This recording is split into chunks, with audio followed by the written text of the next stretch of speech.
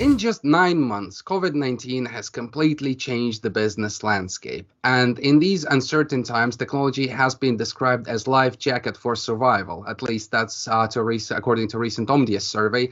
And to talk a little bit about what this greater emphasis on technology means for government agencies, we're pleased to welcome Sharon Moore, the public sector CTO at UK IBM in Ireland. Hello, Sharon. Hi. I have a few questions for you here, and the first one is, how has the pandemic and the rapid introduction of working from home policies changed how public sector operates? So we're more familiar, I guess, with how it changed, like corporate day to day, but yeah, what happened in the public sector? So I think there's a realization that a lot has already been done to build digital services, which meant that actually the public can still access a lot of government, but more is still needed. And actually, maybe how civil servants perform their role in the process needs to improve as well. So it's not just the citizen side of a process, but actually the internal side as well. Of course, it's going to depend on which department, that kind of thing. I think there's something about bureaucracy as well, because we've realized that some things can just get done. I am an architect by background, a technical architect, and I really believe in governance. So don't get me wrong, I'm not suggesting that we just do things completely haphazardly, but perhaps we can do things more quickly than we expected to. And productivity doesn't necessarily need to take a hit when we work from home. And I think that's maybe been a revelation as well. Lastly, I think the working from home scenario, particularly with government, who are already pretty good at this, is it gives even more opportunity to be inclusive. Mm-hmm. Mm-hmm. It's really made a difference there, I think. Absolutely. And then one of the things people have highlighted and highlighting again and again is you can hire from anywhere now. Yeah, absolutely. It doesn't have to be like a certain affluent area, or a certain region. It's literally anywhere in the country. So that's great. Research by Omdia, again, we mentioned them before, suggests that the public sector in the UK made solid progress towards digital transformation, all very important, but medium-sized departments made more progress than large departments. So in your opinion, what is responsible for this variation? So I'm going to speculate a little because actually there can be many complex reasons for it. Just like big technology, small technology, there's always complexity behind it. I think there'll be something to do with maturity and legacy. So particularly where a department is larger, the likelihood that it's bigger, its technology is bigger, it might be more mature, but that could mean that it's older. And the work and the effort that's required to modernize and therefore to build more digital can be really tricky. Don't get me wrong, some of those departments have been the first ones to build digital services, but they'll be restricted by how much they can do while the technology that supports those services is still legacy. So there's definitely a challenge there. So modernization and migration are the steps that will help them move forward. Skills is part of this whole complex scenario. So yeah, having skills and being able to move to what new and modern might look like is a bit of a challenge. That's I guess there's a role for organizations like ours to help build those skills so that government can be self-sustaining as well. So it's not necessarily a case of doing it for government, but doing it with government, so government can be stronger. And I think it's also, we have to be careful that it's not just a role of modernizing in terms of bringing the underlying technology up to date.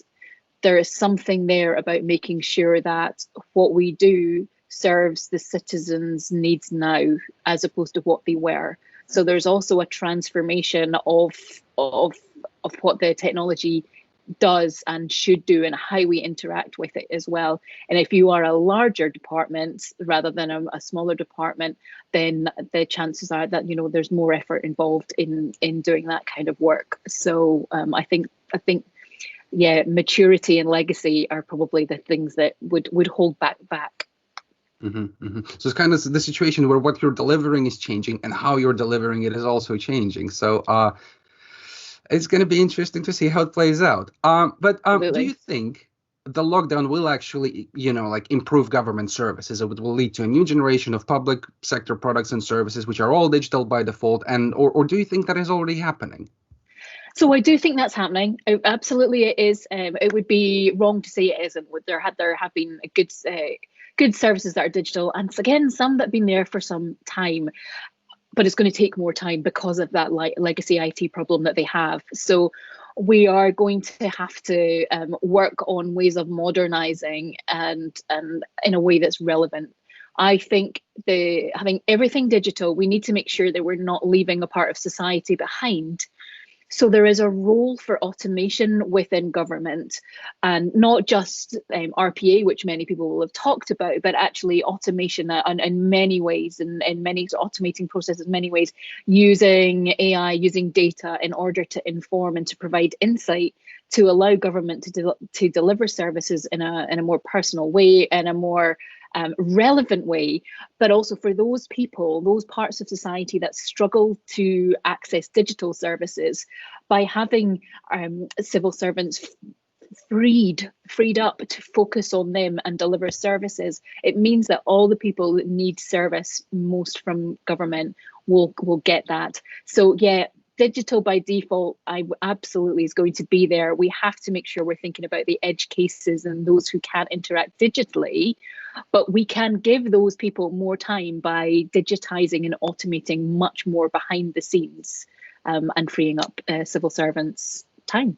And what about agility in responding to crisis in the public sector? Where have you seen like the best examples of government agencies responding to the pandemic?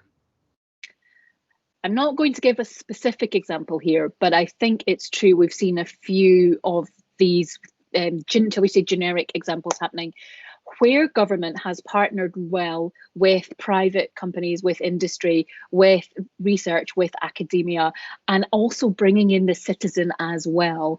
That it tends to be where we have had the best response to the pandemic.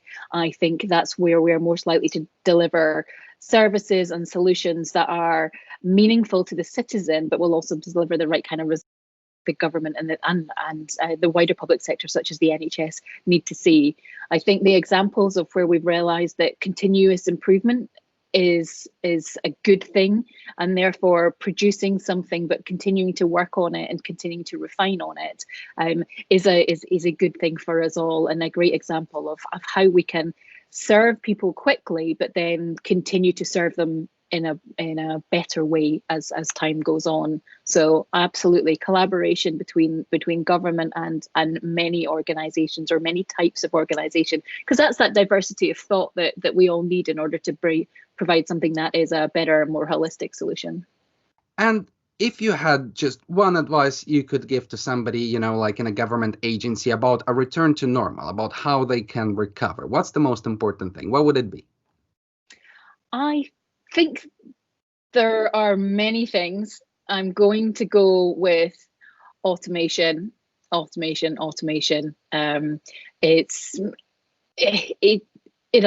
allow government to focus on the hard stuff. Let's use technology to do the things that are easier and more mundane. Let's use technology and the data that we have in order to serve better insight to ourselves, and so that we can do something that is either more personal or more relevant to a citizen, that will help them often in a time of crisis like we have been. Yeah, automation is probably the answer, if not one of many. Thank you. Certainly music to our ears at AI Business. Thank you for your time, Sharon. It was lovely to hear from you, and good luck with your work. Thank you very much. Great to speak.